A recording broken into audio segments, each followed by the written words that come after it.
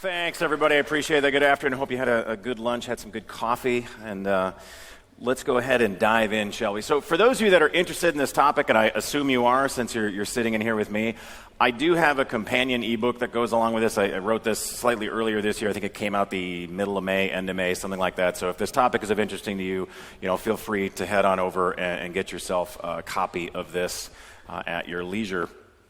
So the longer I do this, the more I realize that this architecting thing is actually kind of difficult. When I first kind of got into software and first interacted with an architect, I thought, oh man, that's the job I want. I get the technical autonomy. I get to make the tough technical decisions.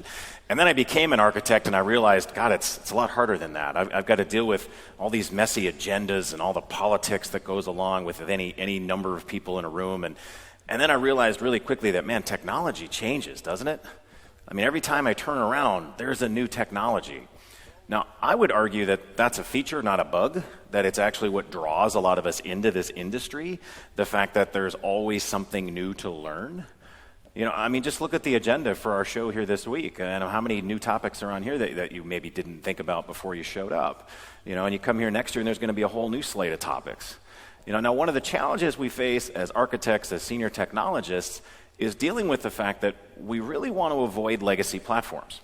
Nobody wants to be on that platform where you can't hire. Nobody wants to be on the team. You got people fleeing.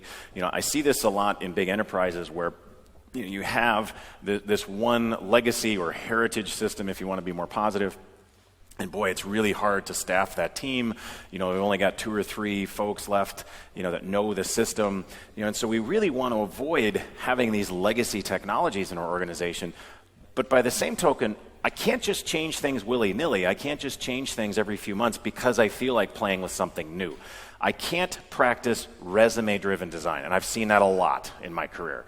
People who pick a technology simply so they can put it on their resume and say, yes, I've played with insert technology X here. If we're not careful, we end up where one of my students was last year when she told me that her application had 4 separate UI frameworks in it. And I completely understand how that happened. Because developers just wanted to keep playing with the new thing. The first person probably used Angular, and the next person used React, and then the next person used Vue. And the next thing you know, you've got an application that's really hard to maintain over time. And the other problem is they didn't have anybody that was really empowered to say no. Now, one of the things that I've noticed is that it's becoming a little trendy for organizations to say, we don't have architects.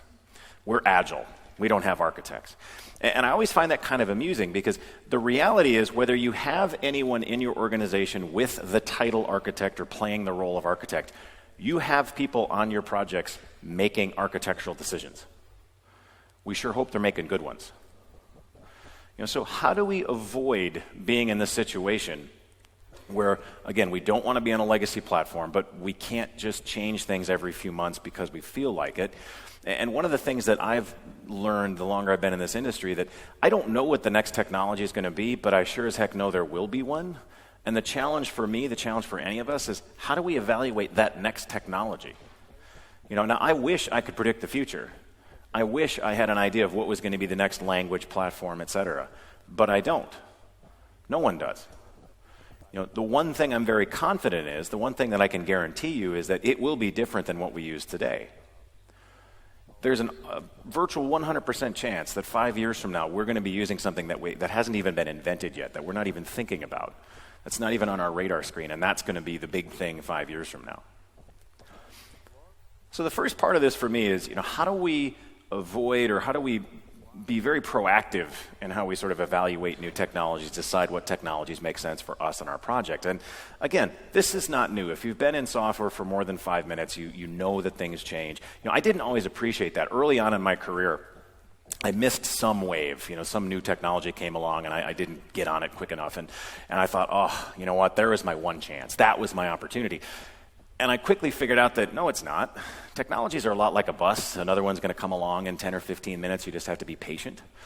And when you've been in this industry long enough, you start to appreciate that these things repeat and that technologies have a tendency to come back and get a new name.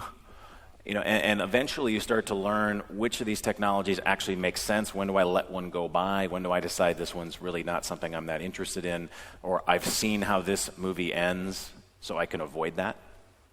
So this is a constant, and it is very tempting for us to always want to chase the new hotness, to be on the latest and greatest framework. And many of us very much want to be on the bleeding edge. And I get that, but it's ironic to me that the word bleeding is right there in the name, and yet this is where we want to be. We need to be a little more considerate. Sometimes being on that 0.04 technology might not be the best idea. Now, I get it. It's fun. It's an interesting thing to do. It's what stimulates a lot of us, mentally, and it's always fun to play with something new. And quite frankly, it is part of being in this industry. You have to be able to adapt to new things. You have to be able to learn new things. Now, in my career, I think I can count on one hand the number of developers I've encountered that really struggled learning new things. And in at least one of those cases, it was willful. The guy just didn't want to learn, in this case, Java. He was very happy as a COBOL programmer, and that was enough for him. But what's interesting is to see how over time our understanding actually evolves. And so there's this great Twitter thread I ran into earlier this year, and it was from Ben Evans, who's a fantastic guy. I highly recommend you follow him. But he said, there's these things you understand well enough to have an opinion on. There's things that you know just well enough to know what other people's opinions are, and then there's other things where you have no opinion at all. And of course, the challenge here is technologies are moving in between these categories all the time. And he goes on to make a really good statement, which is there's things that we're just starting to learn about. There's things that we know really well. There's things that we don't follow anymore. There's things you used to be an expert on, but you don't know anymore. I used to do a lot of jQuery. I haven't touched jQuery in years. So our industry throws away knowledge really quickly and all the time. That's one of the challenges we have, is understanding that, I used to know a lot about that, but I don't anymore. I'm not sure what sort of the top of the status is. I don't know what the current thinking is in that space. Now, let's be honest. As developers, we have opinions, and we often have very strong opinions. Tabs versus spaces is a perfect example. Now, I also think part of this is this sometimes irrational fear of things that are old. And I don't entirely understand this, but I think at some point in our career, we've all had this conversation with somebody that's more senior, and we've kind of had it drilled into us that you don't want to have a legacy skill set. You always want to have fresh skills. You want to be at the top of that. You want to be very marketable. You don't want to have that legacy skill as your defining knowledge base. And I think that's a little interesting because, again, I ran into another Twitter thread that wasn't specifically about this, but hit on some really good points, which is maybe we're afraid to learn old things for some reason. Because we think the old is always more complex, always more arcane, but the new is always simplistic and elegance. Except, let's be honest, a lot of the new technologies have a lot of rough edges on them because they're new. Whereas the older, more proven technologies, a lot of those rough edges have been buffed off. And he goes on to make a good point, which is that as technologists, many of us have a very strong preference for the new. We'd rather use what ultimately is an unfinished, buggy, unproven technology as opposed to something that's older, refined, and stable. Just kind of an interesting way of looking at that. Now, there is a very predictable hype cycle that I've seen again and again and again in our industry, and my peer Cote threw this out there, and I should probably pay him for this because this was exactly what I wanted to put into this talk. And he said, new technology comes out, and everyone's like, oh my God, this is so amazing, this is so radical, this is fantastic. And then a little while later, wow, this is pretty hard to use, right? And then a little while after that, you should actually never use this, especially if you're just trying to put a web front end onto a relational database. Oh, hey, look, something else. Rinse, repeat. Now, the only thing that I would really, change about this tweet is they're not measured in years. They're probably measured in months or weeks in some cases. Now, I think what's fascinating to me about this is we find ourselves constantly asking, where should we not use this technology? And this is a tough one because the only way we figure out where not to use it is trial and error. Now, I don't think this is new. If you go back to, building buildings, we've been doing this for millennia. Something tells me we weren't always very good at building buildings. I suspect the early building error rate was fairly high. And then you contrast that with what we do, which has been around for about a human generation. No wonder we haven't perfected it yet. Now there's a fantastic Calvin and Hobbes cartoon that really sums this up. And my son discovered Calvin and Hobbes about 3 or 4 years ago, which has been great because it's given me an excuse to essentially read him Calvin and Hobbes almost every night. And so at this point, I think I've read every Calvin strip at least 8 or 10 times. And I ran into this one and I recognized that this is software in a nutshell right here.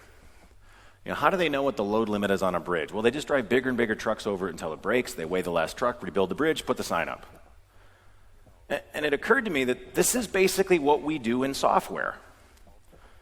Hey, do you think a NoSQL database would be a good choice here? I don't know. Let's try it and find out. Oops, it fell over. I guess that was a bad idea. NoSQL databases suck. No, we just used it in a place that it wasn't the best choice. But this is how we figure these things out in many cases. We have to try them in a situation where it's not going to work to figure out that it doesn't work there. Now, the other side of this is, as developers, we have a tendency to get bored very quickly. And I don't know how much of this is we get into this industry because it sort of allows us to have kind of this ADD approach, or if you develop that sort of mindset once you get into this industry. But we're a lot like a dog chasing a squirrel.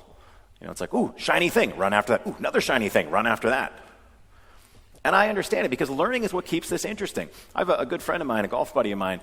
The last couple summers, he keeps bugging me. He's like, Nate, don't you think you're at the point in your career where you should really think about getting into management? And I said, well, why is that, John? He says, well, when I was your age, I could do my job in my sleep. It was getting boring. It was so repetitive. And then I got into management, and I could be a force multiplier, and I got to develop staff.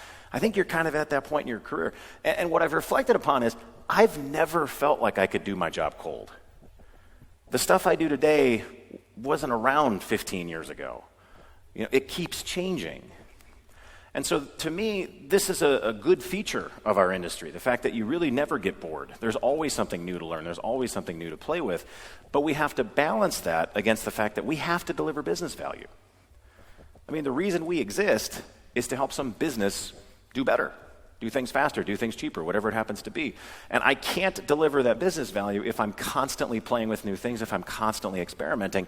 Eventually, I have to say, yep, this is the thing we're going to use. We are going to develop some expertise in that particular thing. Now, people need to understand that being on the bleeding edge means you will bleed. It's right there in the title. And so if you're using a really new thing, you have to expect some growing pains along with it. I was talking with a colleague earlier, and he told me that somebody he knew had just put, I won't mention the name of the framework, but it's very new, into production, and they had a bunch of problems with it. And I thought, well, it's like 0.04. Why would you put that in production? That seems like a risky choice. But I ran into this tweet, and I thought this was fantastic. So many of us have had this experience before. Thank you for the latest version of your wonderful feature. And you're going to break all my old code. This gives me many, many hours of enjoyment as I go through and try to figure out the workarounds. Thanks. We've all had this experience. Everything's working, you upgrade, and a whole bunch of things break. And then you kind of silently beat your head against the table and think, why couldn't I have gotten into a different career? Do plumbers deal with this kind of stuff? Probably not. There's this old adage that says, how do you know who the pioneers are? And it's like, oh, it's easy. They're the ones with the arrows in their back. And we don't necessarily want to do that to our production applications. We can't afford to do that to our production applications. We need to think more strategically than that. And yes, we do need to avoid dead platforms, but we have to balance that against the fact that I can't constantly change direction just because there's some new trending topic on Reddit or something. So the first thing I want to stress here is we do need to be strategic. We need to have some kind of a strategy. And I know many of us have attempted to employ hope as a strategy. It turns out that's not a very good one. The only positive thing I can say about hope is it's what rebellions are built on. So we have that going for us. But we need to be a lot more deliberate than that. The challenge for us is the fact that there are so many bits out there. Every time I turn around, it seems like somebody's got a new language, a new technique, a new framework. And then it puts us into this situation of, man, how do you keep up with all that? This is a perennial challenge for us. Now maybe you follow some people's blogs, maybe you read books, maybe you follow some folks on Twitter, listen to podcasts, watch screencasts. You guys are spending some time with us here this week. Really appreciate that. But you take a step back and you realize, man, this is a lot like being on a merry-go-round. It never seems to stop. Now, I didn't fully appreciate that when I got out of college. I was talking to one of my first managers, and I asked her one day, I said, why did you get out of technology? Why did you become a manager? And she said, I got tired of being on the technology merry-go-round. I got tired of having to constantly learn new things. Now, I will admit I was a little taken aback by that because I thought, well, you're saying like in management, there's like nothing new for you to learn? There's not like new ways of motivating people or evaluating people or something like that? It would seem like there's got to be some kind of a skill involved in that. So the challenge for us, quite frankly, is getting into a routine, developing some kind of a routine that gives you some time to explore what's coming, explore what's new, so you have an idea of where you want to position yourself, your company, your teams.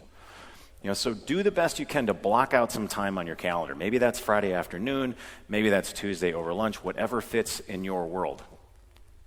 Now, I am a huge, huge proponent of what I call morning coffee, which is you take that first cup of coffee, the first 15, 20, 30 minutes of the day, you use that as an opportunity to catch up on what's happening in the technology space. And if you do that on a consistent basis, you'll be amazed at how many things you can pick up on. And that'll help you filter through what's interesting and what's not so that you can decide, you know what, that's something I need to dig deeper into. I'm going to carve out some time this weekend or next week or whatever it happens to be to go deeper on that. But I stress to try to do it first thing in the morning, because if you wait, the day just gets away from you. And many times I'm like, I'll do that over lunch, and then you blink and it's time to go home. And you're like, what happened? Oh, that's right, we had this big fire drill. I had to deal with this problem. One of the most important things I can stress to you in this space, though, is attention is precious. Your attention is the most precious resource you have. It is finite. The interesting thing to me these days is to see how valuable our attention actually is. And there's a great Seth Godin quote on this. He says, it's a bit like real estate. They're not making any more of it. The difference, though, is the value of your attention keeps going up. And just reflect for a minute on how many billion-dollar corporations exist to monetize and capture your attention.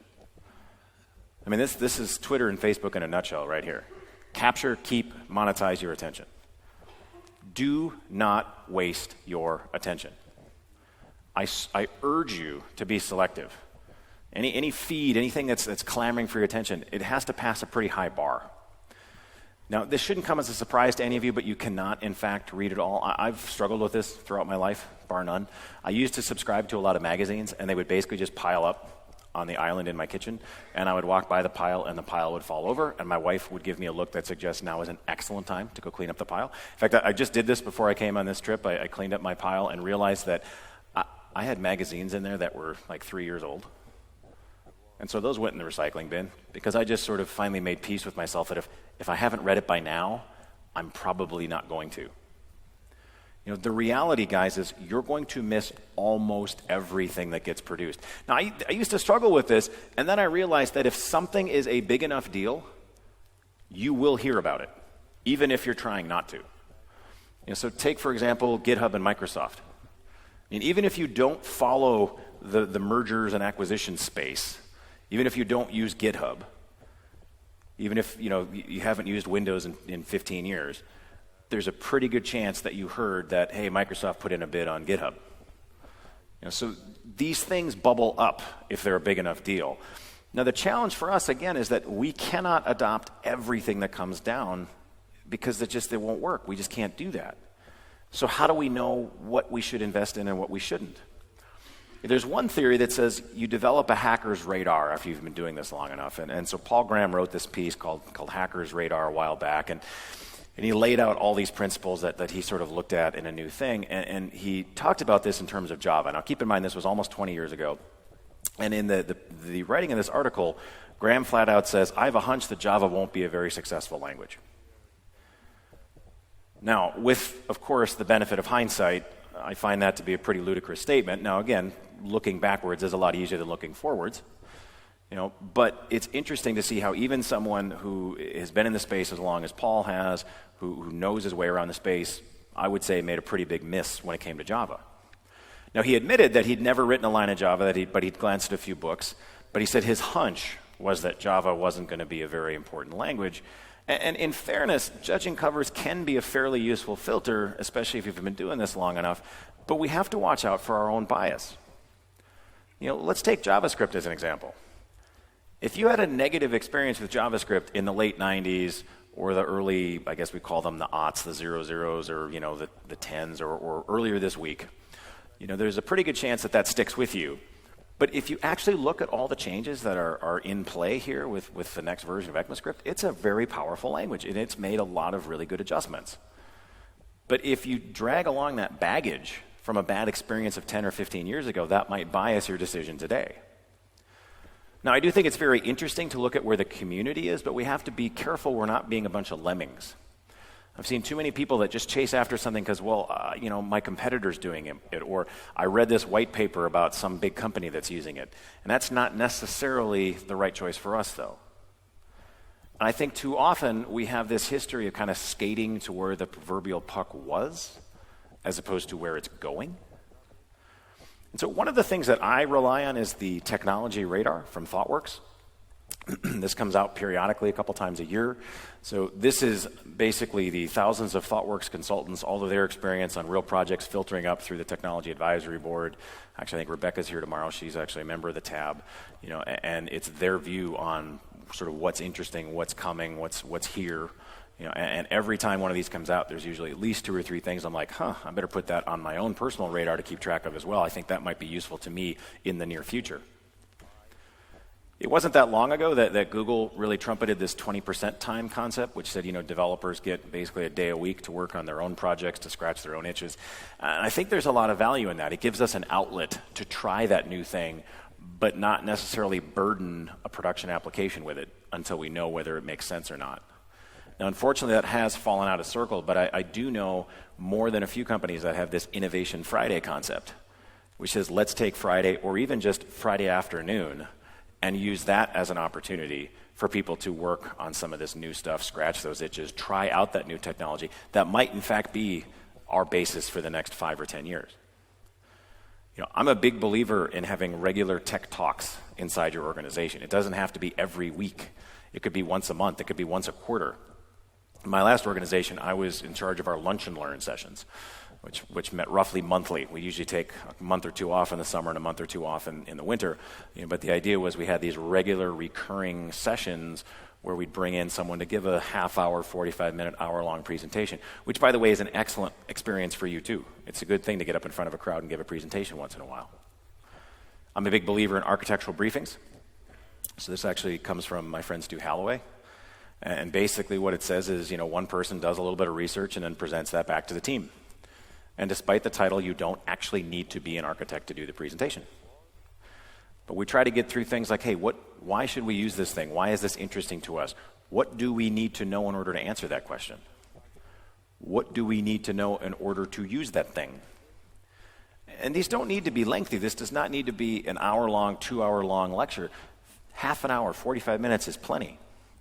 These are not supposed to be in-depth how-tos, but it is trying to get beyond that initial documentation to sort of get a sense of where does this make sense and where doesn't it make sense. Now, the one thing that makes these really work is if they're participatory events. We want everybody taking notes, asking questions, bringing their own experience to bear.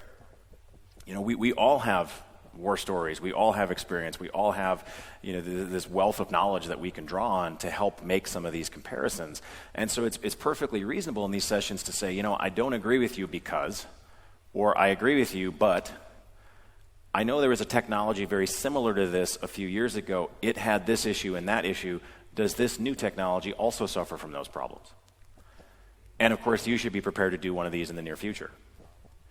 Now, if we get past that briefing filter, it's time to roll up our sleeves, get our hands dirty, and do a little bit of hands-on workshop.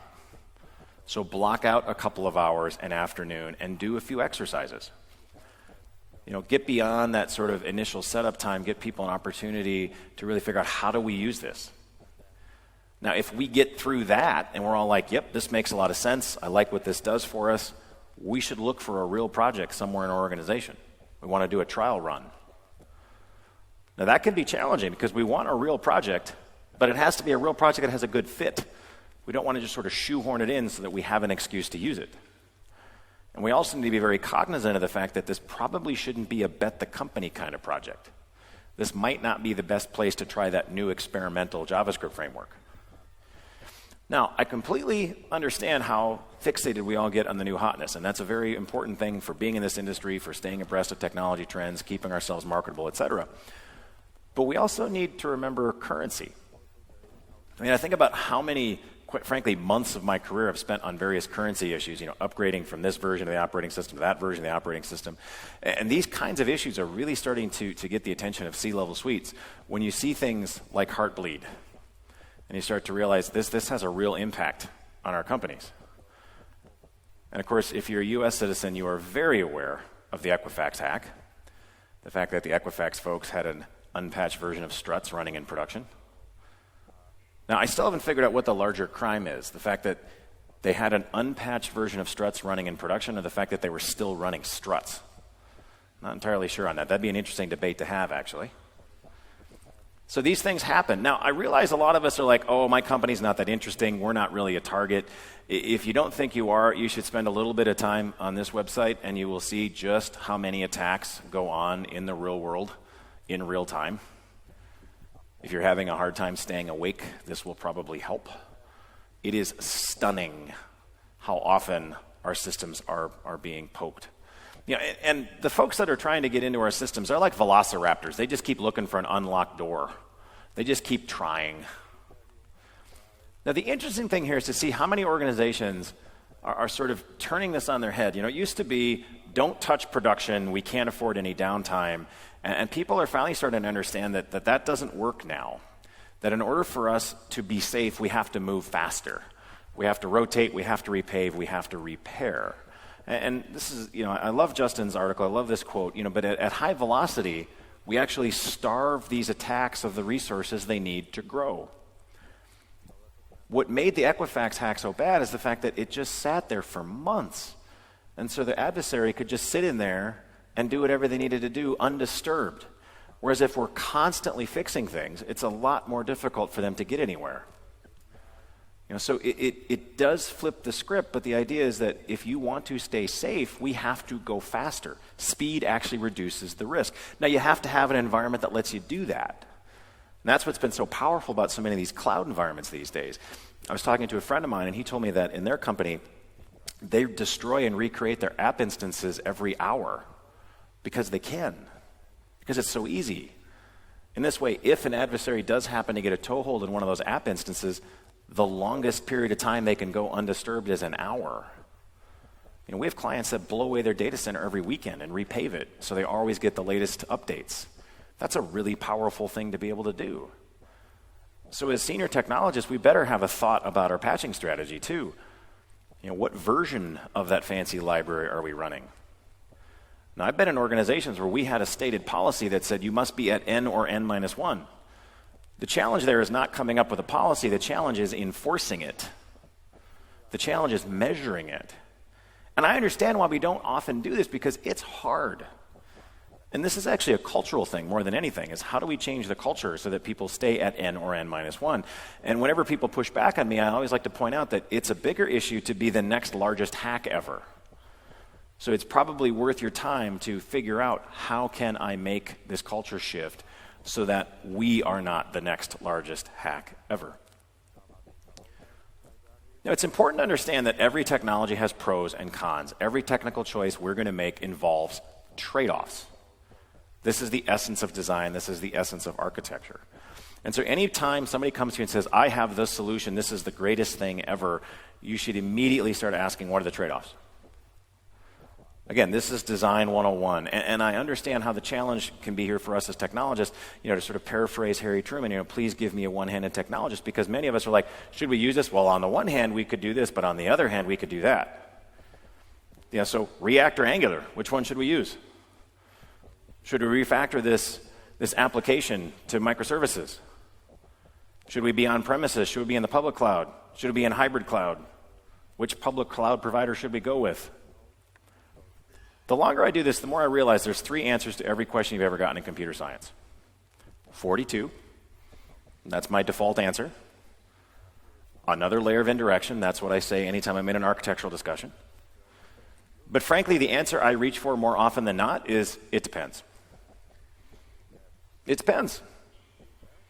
Should we do this? It depends. Now, a lot of people get very mad at me when I say this, because they're like, oh, Nate, that's the end of the conversation. It's like, no, it's not. This is the beginning of the conversation.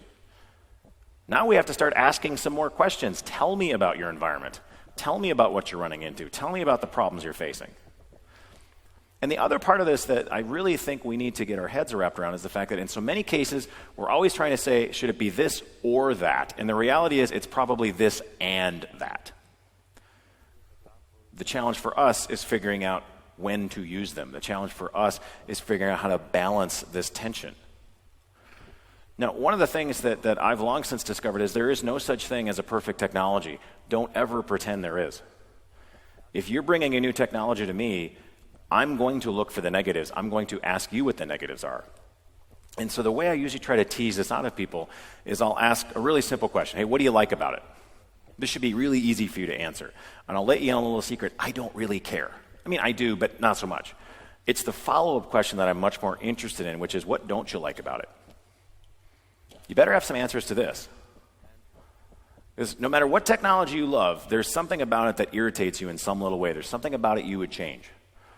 And usually you don't see that in the first week or two or even the first couple months working with it. It takes time. It takes a level of experience to understand, oh yeah, that's where the rough edge is. So one of the ways I like to figure this out, and this is one of my favorite interview questions, by the way, is I'll say, hey, what would you add to this technology that you love? And this works for almost anything, language, framework, IDE. Now, before you get to add your favorite missing feature, you have to remove something first. So if I made you king of Java for a day, what feature is missing from Java that you desperately want to add? But before you can add that new feature, you've got to pull something out of the language. What's it going to be? That tends to be much harder for people to answer. So as usual, Kelsey does a much better job of summing this up. TLDR, you haven't mastered a tool until you understand when it should not be used. This is really what I'm driving at with that line of questioning. Where shouldn't we use this? Now, I strongly advise you to think about how these things stack up to the alternatives, because there are always alternatives. And so this is where we can rely on spreadsheets. Now, I'm not a huge fan of spreadsheets, although ironically enough, my life is basically in a spreadsheet these days, such is life. But you put your options across the top. You put your criteria down the left. You can certainly weight the criteria to your heart's content. I typically use Harvey balls for these things. That's these guys, from not filled in at all the way filled in. The challenge I've ever had using some kind of a numeric scale is getting people to understand which is good and which is bad. Because it doesn't matter how often you put in there, 1 is best, 5 is worst. Somebody reading your report will infer the opposite. And so using Harvey balls tends to make that problem go away, because everybody kind of understands what it means if the circle's not filled in at all. So that gets us into, how closely does this particular criteria map? I found that to be much more effective. So for example, I might put together a comparison of Angular versus React that looks a little bit like this. So I've got a whole bunch of criteria that I look at when I'm evaluating a new technology. And I give a slight nod to Angular, all things considered. Although, ironically enough, I personally prefer React. That's not to say there's something wrong with Angular. That's not to say Angular is bad. Angular is a fantastic framework. But React fits my eye better. Now, the challenge for us as technologists is, what criteria would you pick? What makes sense for you? And how should you weight them? And you know what? That's completely your call. And this is one of the things that can be very difficult for us, is to even figure out which criteria make sense. Which criteria are a bigger deal for us than others. And it's very tempting, especially when choosing or weighting criteria, to tip the scale in one direction or the other. You may have a preferred outcome. I've seen that happen before. Years and years and years ago, I was involved in a conversation about sort of UI technologies. We were kind of having this discussion about what we should adopt next. This was kind of right after struts had kind of gone out of favor. What should we do after this? We had this 2-hour conversation, a bunch of us, and really didn't get very far. We kept kind of circling back around things, and finally the senior guy said, okay, folks, let's call it a day. I'll put some time on the schedule, a week or two out. We'll come back and continue the conversation. And so we came back a week or two later, and he presented his findings on an evaluation that he had done with another senior guy. And surprise, surprise, the option that he had spent the previous meeting advocating for just happened to come out on top in the evaluation that he performed. No, I'm not saying he consciously put his thumb on the scale, but it does kind of give you pause. So in general, if you have to weight the criteria, if you have to choose criteria that makes a certain technology come out, that almost always backfires on you. It generally does not end well for you. Now, the other part of this I think is very important as architects is we need to establish principles. I remember having this project where we hardly ever saw our architect, and I thought, man, our architect's not very good. And then I became an architect and realized, man, the sheer number of projects that most architects have on their plate means we don't get to spend days with every team. We have to time slice, and that doesn't always work well. And the reality is we can't be involved in every single decision. It'd be nice, but we just can't. The best thing we can do, though, for our projects is establish a set of principles or guardrails or guideposts or North Stars, whatever you want to call them. But the idea is we want to set up our projects so that they have an environment within which they can thrive. Now, one of the things that's very challenging here is, how do we actually know if our projects are following the guidance that we originally put in place? We spend this time thinking about the quality attributes that matter for this project. We put that together and we say, well, how do we know that as you guys evolve a design, you haven't violated one of these key constructs? And that's where we get to, which for my money is one of the most powerful things we're talking about these days, fitness functions. And by the way, please ping Rebecca about this. Everybody has probably heard of the second law of thermodynamics. I used to refer to this as the teenager's bedroom, because it essentially says, in a nutshell, the universe wants to be disordered. I see this myself, my desk at home. I do my best to try to keep it clean, but then I come back from a trip like this, and I sort of dump my receipts out and everything else out of my backpack, and then they overflow on my desk, and eventually I get irritated, and I spend an hour or two or an afternoon cleaning it all up, and I'm like, okay, I got it clean, now I'm going to keep it that way. Yeah, well, I'm just fighting against the natural law of the universe here. Now, software's not immune from this.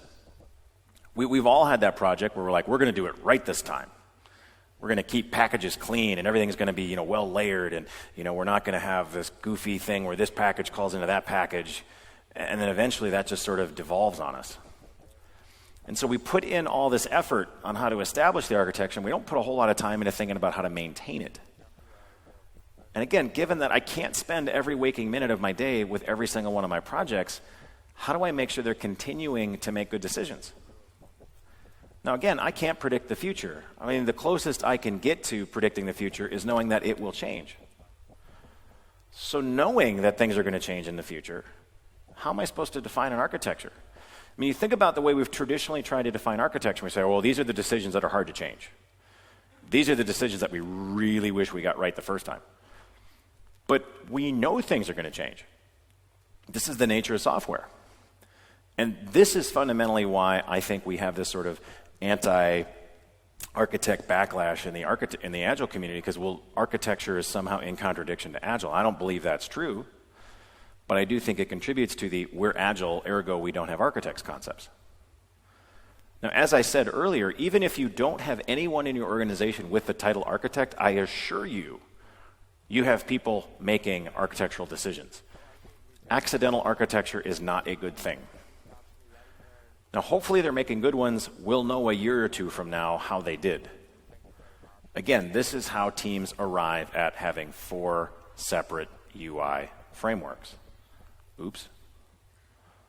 Maybe an architect or two would have helped there, or someone who felt empowered to make an architectural decision, someone who felt empowered to say, I don't think we should add yet another UI framework into our application. I think 3 is enough. So what do we do about that? Again, we know things are going to change, so how do we define an architecture that's quote-unquote resistance to change? Well, maybe we should just flip our assumptions.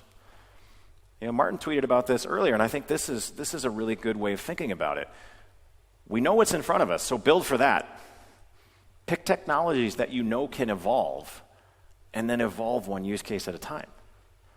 That's really what we're shooting for here. That to me is the core of this concept of evolutionary architecture. There's been an awful lot of interesting things in this space. I think we're going to hear more and more about it. Again, please see Rebecca. So what if, instead of trying to define our architecture as the decisions we hope we got right, what if we designed our architectures knowing things were going to change? And that leads to this book. So Neil, Rebecca, and Patrick just published Building Evolutionary Architectures. I think this is one of the most important things we got going right now. There's a lot of good stuff in here. And I love this quote they have. An evolutionary architecture supports guided incremental change across multiple dimensions. That's what we're striving for here. Now, we all realize that some architectures are more evolvable than others. You might have a call pattern that looks something like this. Good luck trying to make that evolve with future requirements. I was talking with somebody last week. They were telling me that their application is, hundreds and hundreds of stored procedures. How do they break that down into microservices? It's like, okay, well, Step one, how did we end up having hundreds and hundreds of stored procedures? Let's talk about that. But these decisions happen over time, and we make tactical decisions, and we can't predict what the impact of that's going to be. This leads to that. There's all this butterfly effect stuff that happens to us. So maybe we need to change how we look at this. Maybe we need to think about deploying components, enabling features via toggles so that we can introduce change incrementally. I hear this a lot. I hear people say, well, we have this feature ready, but our customers aren't ready to take it yet because they're not ready to update their documentation or retrain staff. And so what do? So, well, you can put it in production, just turn that feature off until your customers are ready. Now, these cloud environments actually allow us to do hypothesis-driven development. How many arguments have you had in your career with somebody about, well, I think this will increase sales or increase conversion or help this or lower that? And you argue about it for an hour or two, and it's like, well, how about we get some real data? Let's do an A/B test on that. Let's put 10% of our customers against this changed version and see what happens. What are we trying to measure? What kind of impact do we think it's going to have? And now we're going to have real data about that instead of an argument over, I don't know.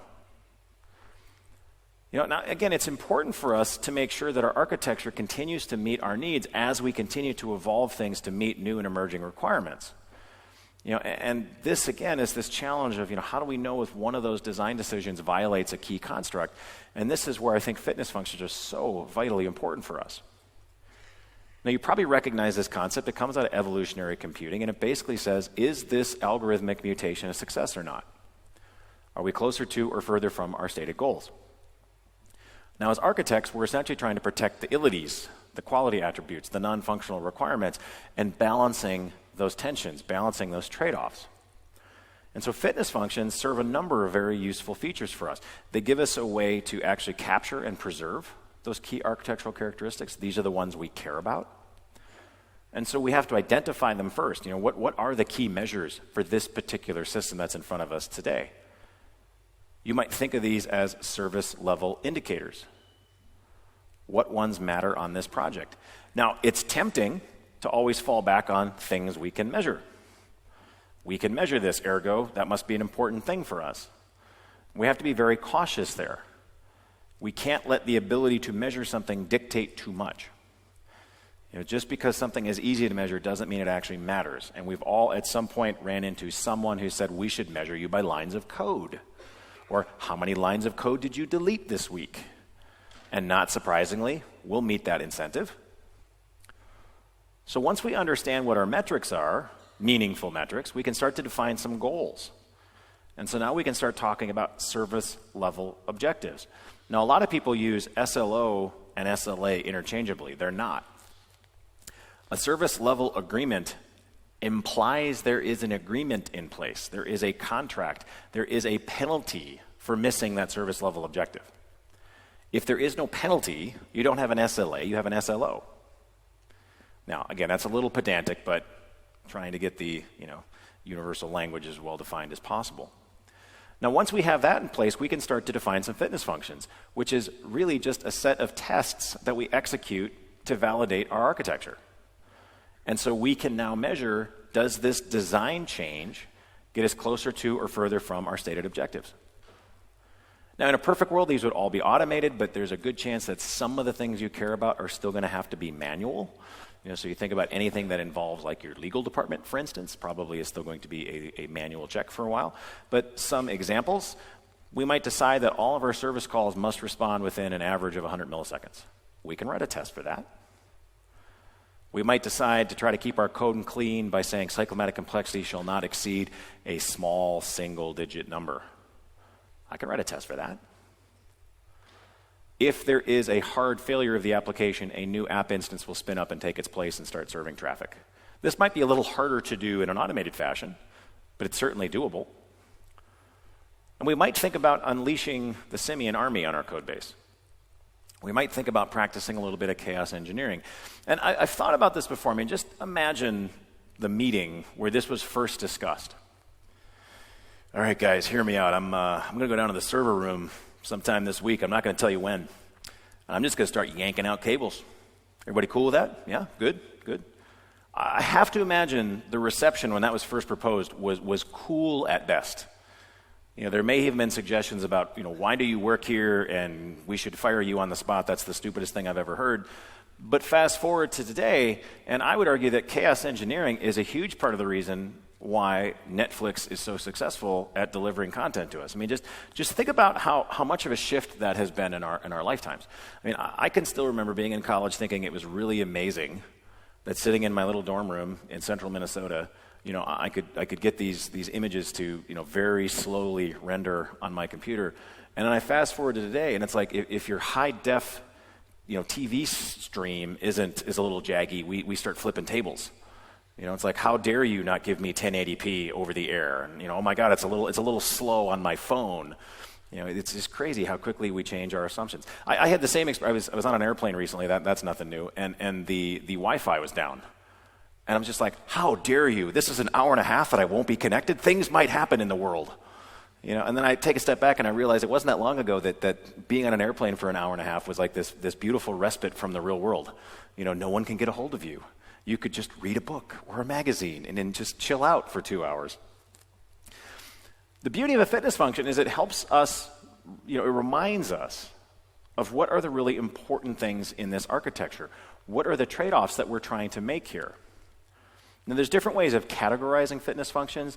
Some are atomic, some are holistic. So in other words, some things that we want to test, they have to be tested in isolation. Other things, they can't. They have to be tested together. Now, the challenge, of course, with holistic fitness functions is I cannot test every possible combination. There is no way to do that, so we have to be selective. And we have to, again, let the value of that particular architectural characteristic guide us. Some might be triggered, some might be continual. So we have to think about the frequency of execution here. Some fitness functions might happen because we had a certain event happen, like every time there's a check-in, every time QA says approved. Whereas others might just happen all the time. Some people refer to this as monitoring-driven development. Some are static, some are dynamic. So some, it's like, there's a fixed result. It either passes or it fails. This is pretty much anything that we would base on a specific metric. Other fitness functions, we have a more loose definition of success. It's more of a range. So anything between this or that is fine. Now, ideally, we would have most of these automated, but some are still going to be manual, so automation is our friend. And hopefully most of these live in a well-thought-through deployment pipeline. Sadly for us, not everything is amenable to automation. Think your legal department, think your accounting departments. Existing projects tend to be a bit of a pain point here as well. We might have certain fitness functions that are temporal in nature. And so they essentially live in the code base as a reminder. And so they're basically there to say, hey, you should check to see if there's a new version of this library because they come out quarterly or they come out biannually. Oh, you did an upgrade. Well, we're going to have a break that makes sure everybody knows you did the upgrade first. Now, ideally, we're going to identify these as early in a project as we can. And as much as some people refer to that as big upfront design, I disagree. The discussion about those trade-offs is invaluable in helping us understand what really matters in this system. It also helps us prioritize. Oh, this feature is more important than that feature because of this. We might actually break the system up in a different way because of that particular discussion. Now, that said, we obviously don't know everything up front. These things will emerge as the system evolves. That's natural. So we do our best. And then we understand that things will change over time. We'll iterate on that. Imagine that. It's interesting to classify these fitness functions as well. Some might be key. These are critical decisions. We really want to make sure we get these right. Some might be relevant. We think that it's important, but it might not really influence the architecture. It's also useful to keep track of not relevant. Yes, this might be interesting, but it does not matter in this particular architecture. And the longer I do this, the more important I think it is to identify those non-goals, those non-relevant dimensions, so that when people start bringing them up, you can say, remember we had that conversation, we decided that didn't matter on this project. I strongly advise you to keep these visible. I strongly advise you to review them on a regular basis. Are they still relevant? Is there some new dimension we want to track? Is there a better way to measure that particular fitness function? I would say this should be done at least annually, if not more frequently than that.